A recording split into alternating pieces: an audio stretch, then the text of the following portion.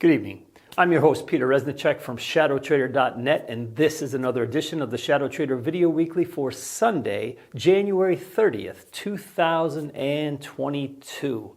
Is the market indeed hammering out a bottom? I believe so, but the market is going to tell us whether or not that is the case or not. Over the course of this week, the market has been extremely volatile with lots of violent swings in either direction. And you've probably seen a lot of people on television, in financial media saying, well, maybe we're hammering out a bottom or whatever, and they throw in a whole lot of fundamental mumbo jumbo, and it's just very nebulous. It's all just very opinionated, whereas here at ShadowTrader.net, we really want to deal in reality, and reality is simply trend lines. I can't stress enough how powerful of a tool this is and how all traders should be using trend lines. A trend is simply defined when there are higher lows and higher highs, right? If it's going up, it's got to have higher highs and it's got to be making higher lows. The same thing is true of a downtrend. It's obviously making lower highs and it's making lower lows. If you connect the highs or the lows going up of these patterns, then you will know if the trend is actually still in play or if it is broken and the trend has changed.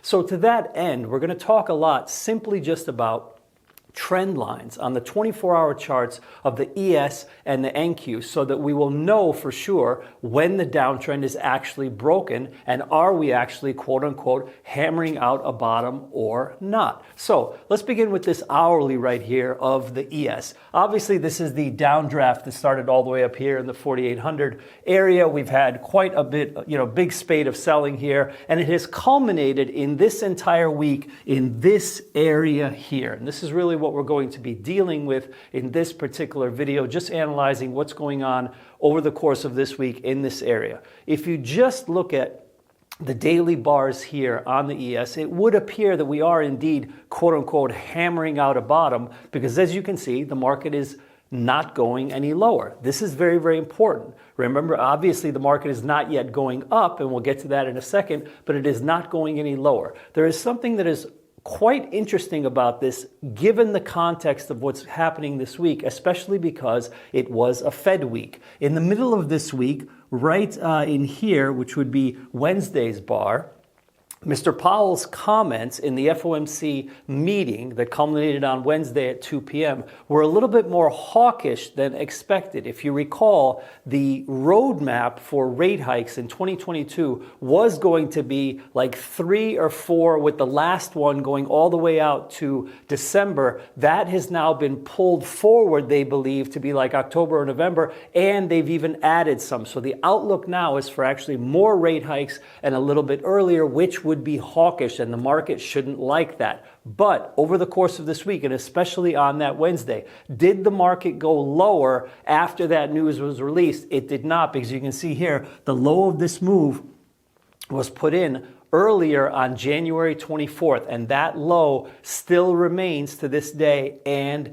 is holding. You can see the trend lines that I've put in on the chart starting from here at the top and fanning out, but I'm going to switch now to an hourly chart so you can see it a little bit clearer. You have to get a little bit more granular so you can see more clearly on an hourly exactly where we are in relation to trends and if we have actually broken any trends just yet or not. Okay, so this is the hourly chart now of the ES, and the same trend lines that we had in the prior chart, which were 3. We have the high one coming from the 4800 top, and then the 2 trend lines that are much steeper, which are the ones we really want to pay attention to now because they're the ones that are tracking the downtrend much more closely. And you can see them come in right in here in the chart, this one coming across here and this one coming across here. Notice the high of today right at the trend line where it should be. Again, I can't stress enough how well these lines work. It just works, and all traders really should be looking at the market this way rather than relying on indicators or some RSI cross or God knows what. I mean, there's literally thousands of different ways to reinterpret a price and volume in indicators, but this really is how the market is actually acting. You're either in trend or you're not in trend. So I'm speaking to you now from about midday on Friday. You can see we topped out right here where we should have. And then obviously if the ES retakes that, well, then it's off to the races. It's probably going to move a bit higher. So the first trend line will have been broken if we cross about 43.75 area in the ES. And then where does it take us to the next one? It's about here at about the 44.10, okay? When and if, I should say if, it's not positive this is going to happen, but if this happens, the downtrend is starting to break. Now understand that, remember, because the trend lines are fanned out, it's only one of the three downtrends that is breaking, and then potentially two, and then the third one won't break till much, much higher, but we don't really have to concern ourselves with that. But just remember that everything happens in the market sequentially. And the fact is that if you're going to make a call that the market is hammering out a bottom, it has to at least cross the steepest line first, right? If you recall, they look like this as they're tracking the downtrend, and as prices move back up, what is going to happen? It's going to break the steepest line first, go to the next, and then go to the next, okay? So keep this in mind. This is very, very important. This is exactly what is happening right now. If we start to see the ES make actual closes of hourly bars above these lines, then the downtrend is getting more and more suspect, and it's more and more in question, and the market is actually changing trend, and hence you should probably be changing trend from a short stance more to a long stance. Let's shift gears a bit and go over to the NQ. As you can see, it looks very much the same, where you have the trend lines fanned out, and you're just now, Friday afternoon, just starting to break the steepest, okay, most shorter term as well. It's only coming from here, and what's going to happen? Same exact thing. So we're looking at a retest of that line at about 14,250 area, break there, potentially goes to the next one, just above 14,400, right? So it's the same exact concept whether you're looking at ES or NQ. Now NQ is going to be a little bit tricky, I think, because NQ tends to be sensitive to Fangman plus T earnings, and we've only seen about half of that thus far. Remember, we've got big names reporting next week, such as Google and Amazon. We've seen Apple already, we've seen Microsoft, we've seen Tesla. A little bit more on that later in the video. All right, now let's take a little break for a public service announcement sponsored by ShadowTrader.net. And yes, it's the weighted AD line again. I started talking about this over the last couple of weeks, showed you some cool examples in the videos. I'm going to show you another example just from this morning. Again, I'm speaking to you on Friday, the 28th.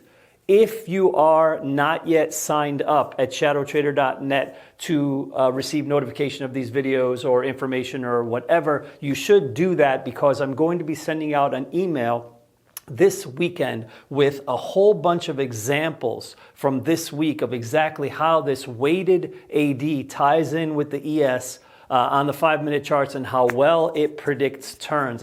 In the meantime, I just want to point out just one specific thing that was going on this morning. I've tried to line these charts up as best I can. They're both on the 5 minutes, so you can have the histogram and the weighted, unweighted lined up with the ES 5 minute, okay? This morning, the market was down early, right? There was an opening drive lower, which was here, right? A little bit of an opening drive lower, and then you had this long sideways sort of malaise, which I think sucked in a lot of new sellers, and people didn't really know early in the session, was the market going to rally? I had an idea that the market was going to rally, so I was already looking kind of long, but what was the confirmation that really did it for me was the action of the weighted AD, weighted and unweighted, that they both went positive at the same time right when the market started to rally. And notice what happened here. As the market pulled back, neither the weighted sectors, which would be technology, healthcare, financials, etc.,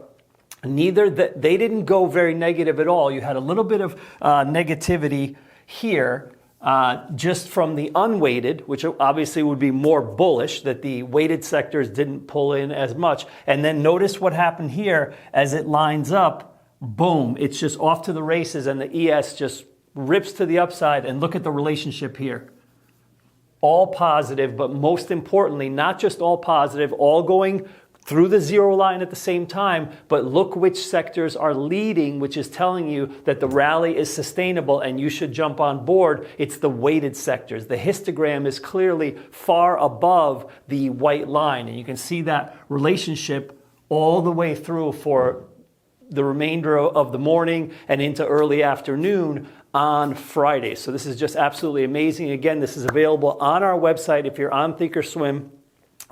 This is a script that we are selling under the Stocks tab. Just mouse over the Stocks tab, find the weighted AD Think script. And like I said, I will be sending out an email this particular weekend with some examples from this week of how this is tied in almost perfectly, constantly giving you fantastic signals intraday of convergence, divergence, et cetera, et cetera. So I highly recommend that you check this out. Again, this is the weighted AD indicator. And that brings us to the end of the video where we talk about where the rubber meets the road and what type of trades I'm in right now that goes along with all of the TA and more theory that I talk about in the video, but here's what I'm actually doing. And of course, doing these same trades or many of them with my weekly options advisory members. So as I was saying earlier, I don't like to be in stocks ahead of earnings. I generally trade short-term weekly options, so I sit those earnings out. But once the stocks have reported, I'll get active again. And that means that in this particular week, only Apple and Microsoft were stocks that we were able to get active in because they had already reported. So Apple, definitely long some stock, which definitely you want to be here, I think, given the pattern as well. And if you notice down here, a ton of short puts, 150, 147, 148 down in that area. We've got support at 150. And then we're spending that money on some call spreads on the upside. This 25, 50, 25 is 170, 175, 180 call spreads for next week. Butterflies, of course, looking for Apple to move north of 170 and closer to 175 in that area. So that's how we're seeing it. The beauty of this type of trade, given that it's a risk reversal, is that, remember, we've got our short puts well below support, and most importantly, the premium received on those short puts pays for the call spread. So that way, even if the stock goes sideways into next week, we don't get the anticipated continued move up in the stock, we don't lose anything. And Microsoft, same exact situation. Look at your chart. Where's the support on Microsoft after the big flush lower recently? You'll see that it's at 275. So it's the same type of thinking. Once those earnings are out, we're comfortable being short those puts at 275 and then using that premium to buy some sort of structures on the call side. And you can see here, I'm short a boatload of those puts at 275, and I've got some call structures on the upside, which is long here at 307.50 and then short at 317.50. So giving us a pretty wide vertical on the upside to capture some movement in Microsoft. If you would like to get live trades from me to your phone in real time and be a member of my pro trading room, please join us at the link down below, shadowtrader.net/options. This is still the absolutely best deal on Wall Street. $49 a month, no contract, cancel anytime. You get my trades in real time. You get live sessions with me. What's Peter thinking? Audio messages throughout the day.